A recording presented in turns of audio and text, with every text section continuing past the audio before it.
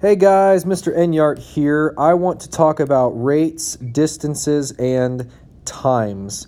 Now, I'm going to keep this very simple, so my definitions may not be straight out of a dictionary, but I'm hoping that they make sense to you as they make sense to me.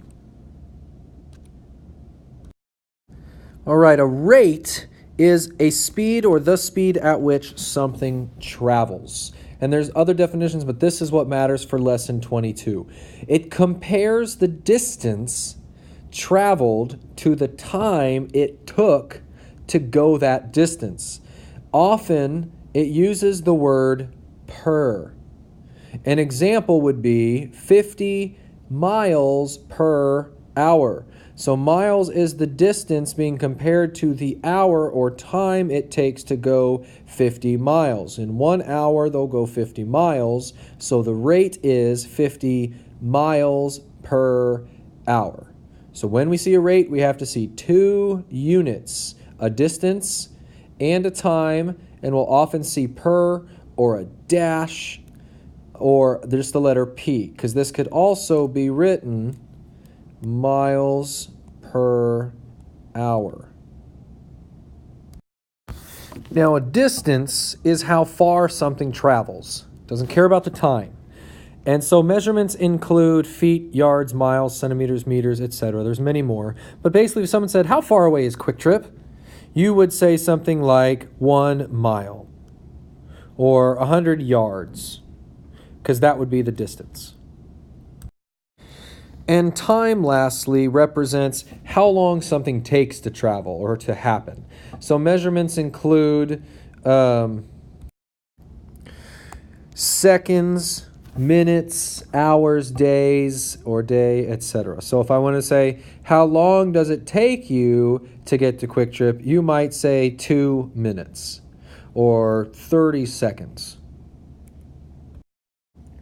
So knowing this, let's look and see how it applies to us using math and math equations. So this equation is D equals R times T. And we use this to talk about, that's right, distance, rate, and time. So I can rephrase this as distance equals rate times time. These two things are the same, one with words, one with letters to abbreviate for the words. Now, knowing this information is key to understanding how we use these to solve real-world problems. And another element we need to understand are fact families. Now, fact families help us because if we have missing information, we can figure out how to work it backwards or how to use opposite operations to help us. So for example, if I know D equals R times T, or distance equals rate times time, but they don't give me what my rate is, okay? However, the problem says that I traveled 300 miles, and I did that in 50 minutes. I'd be traveling pretty fast, but let's say I did that. I can immediately recognize that this is a time and this is a distance. I don't have a rate here. I don't know what my rate is yet. But I can use fact families to solve it by rewriting this problem using a fact in its fact family, where since I'm looking for the rate, I separate the rate by itself.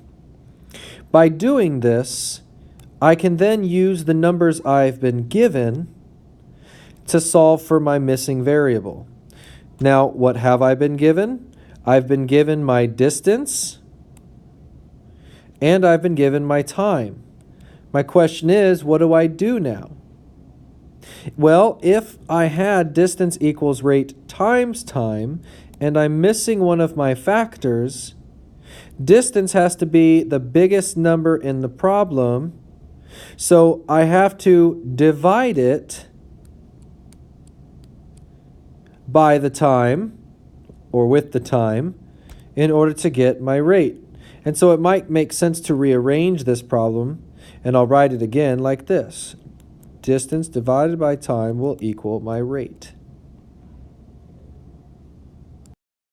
So now that I know I'm going to use this equation, I simply plug in my numbers. My distance was 300. I divide it by my time, 50. And I will get my rate, which is 6. Now the question is, what does 6 represent? So all you have to do is remember that a rate consists of both the distance and the time unit. And our distance unit is miles. Our time unit is minutes. And since we divided miles by minutes, our rate always states the distance per time. So our unit would be 6 miles per minute. And now I know what my rate is.